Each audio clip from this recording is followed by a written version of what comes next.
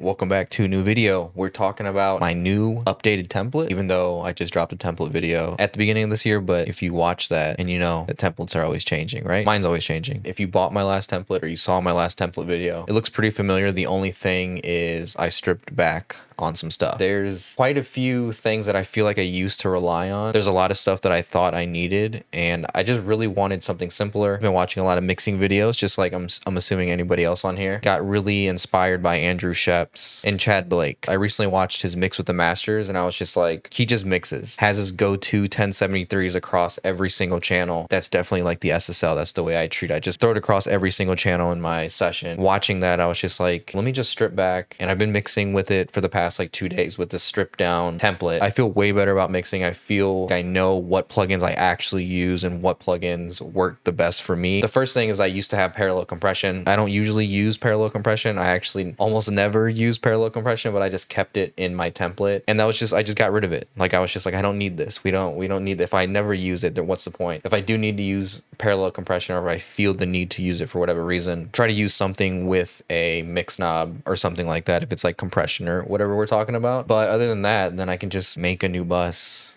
and I don't need to see it ever again, just for that one session that I decided to do parallel compression on or whatever. But you can see it's pretty straightforward. These are all folders. Obviously there's no audio tracks in this because this is my template. The only thing that do have audio stuff in is my vocal track, just because if I'm implementing someone else's stems or whatever, then I can just drag these onto these tracks and then we have everything to go. But I will have this new updated template for sale on my website, and go ahead and purchase that or whatever. Or if you want to become a channel member, you can do that as well. Trying to figure out what kind of stuff to do for that. There are a lot of people that watch my videos that come back but aren't subscribed, so subscribe. I would really appreciate it. But anyways, it's a much simpler template for me. It's much easier to look at, and I think my last template wasn't super complicated, but there was a lot of redundant routing that I feel like I can just do on the individual buses and individual tracks, and I'll kind of explain as we go. So we have a drum bus, folder, percussion bus, bass bus, synth, piano, etc., all the way down. These are all elements that I feel like I use a lot. It's easy to hide if I'm not using these elements. This is a more straightforward session. Basically, I used to have, if you watch my old video, I used to have an all bus for everything. So all these would eventually route to these things that I used to call buckets, essentially. That's the way I like to think about it. But now I'm just sending all my buses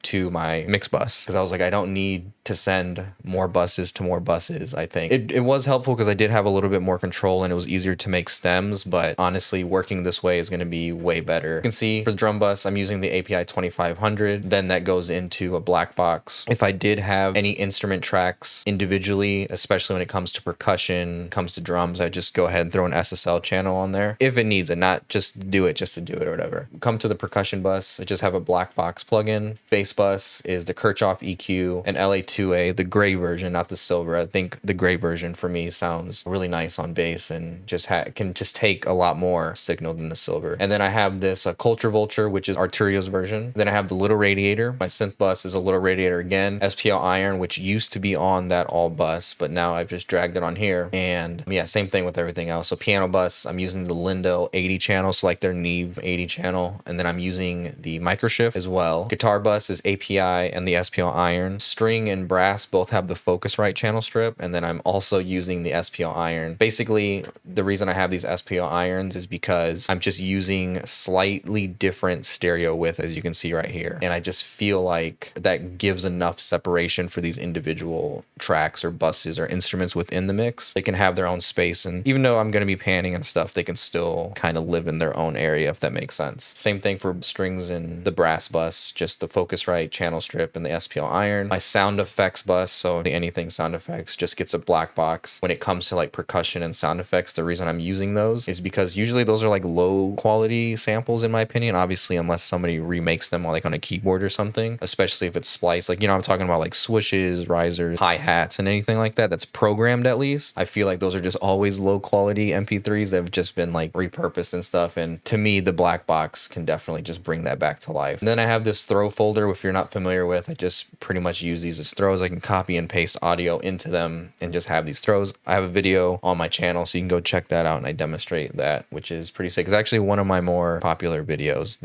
of recent or whatever, so you can go check that out. Using the Pro Tools Pro compressor on that, the SPL Vitalizer by Plugin Alliance, or SPL, Valhalla delay, Valhalla delay, Valhalla delay, and then I have the vintage filter on here, another delay on here. These are just like all special effects essentially. The actual reverb is the little plate, then this just ends with the tube tech or whatever. But then as far as the vocal bus, this is where it gets pretty different compared to my other template. As you can see, if I kind of zoom in right here real quick, I have my standard Auto-Tune Pro across all the vocal tracks. I'm not going to use them every single time, but I just have them just in case whatever the session calls for. I'm just ready with tune. I'm using the Oxford Super DS, made a dedicated video on this de-esser, so you can go check that out. And then the only thing that's really activated is this SSL J channel, and then an LA2A silver compressor, which we're all familiar with, another Kirchhoff EQ, and then I have this PSP saturator. And I talked about in my last video where I was experimenting with trying to just go back to processing all, like if these were all doubles and leads and stuff all the same, only processing on an overall bus, but I've gone back to just individually processing these. The only thing that's really new as far as like my lead vocal track compared to my old template is that I'm adding this PSP saturator. I've always talked about this. I seen Chad Blake use it on vocals, and I was just like, let me try that. And yeah, I've been using it. It's super sick. If you don't have the PSP saturator, I would highly recommend demoing it. If you want to buy it, I have a 10% discount that you can check out in my description below if you're interested in that. And then all these get bussed to the actual vocal bus, which I have a little radiator on as well. I have a Pro Tools Air Ensemble, the Air Flanger.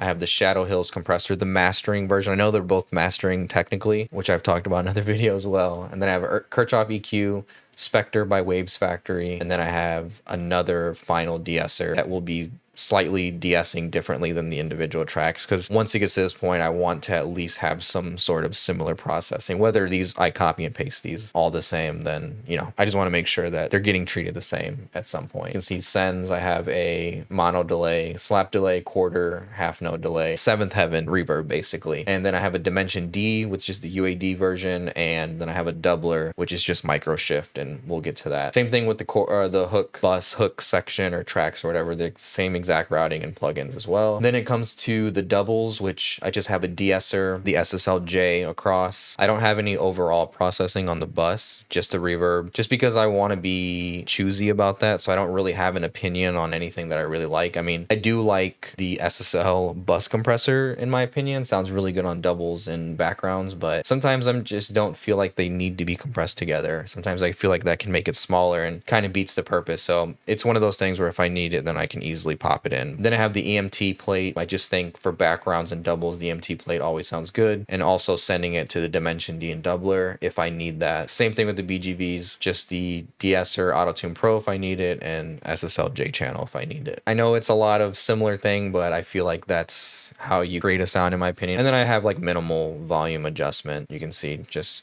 because I know they need to be blended, so I want them to sound blended right off the bat. And then everything goes to my master, pretty similar here. It goes into the Cream 2 preamp by Acoustica Audio, then a PSP vintage warmer, SSL meter so I can see how much headroom I have. And then the master feeds into my actual mix bus, where I have a Moog EQ K-Comp. I have my Studer A800. I have the Digital V3 by Plugin Alliance. And then I have the Pro Multiband by Pro Tools, just a multiband compressor. Made 2 videos on that recently. If you're interested in seeing how I use that, I have a pretty cool technique.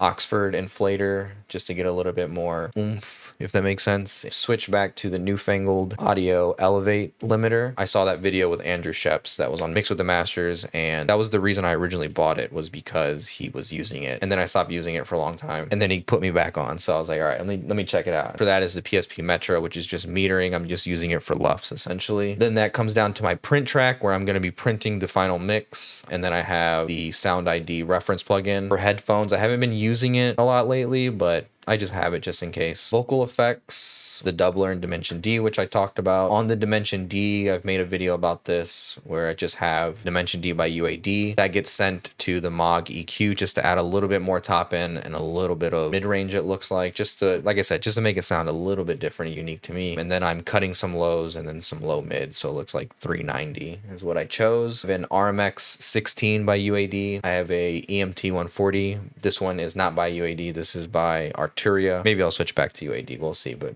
I like how this one sounds. Seventh Heaven, which I talked about. And then I have a 2445, which is a little bit newer. It's another PSP audio plugin, so you can go check that out if you want, or demo it at least. Really like this plugin. It's super sick. And then we'll talk about the delays, which is just the monos. The Galaxy Slap is Valhalla. Quarter note is the Brainworks Delay 2500, which is kind of an older Plugin Alliance delay. And then the same thing for the half note, using that as well. That's pretty much it. Just super simple, super straightforward. I think for me, this one's just more about simplicity and being able to navigate through stuff, and mostly just filled with plugins that I trust, filled with tools that I trust, being organized, just simplifying the routing and stuff like that, and making sure that I can just keep going and there's no hiccups. Hopefully that makes sense. Buy some plugins through my links in my description if you want, if you can. I would appreciate it. I'll see you on a new video soon. Peace.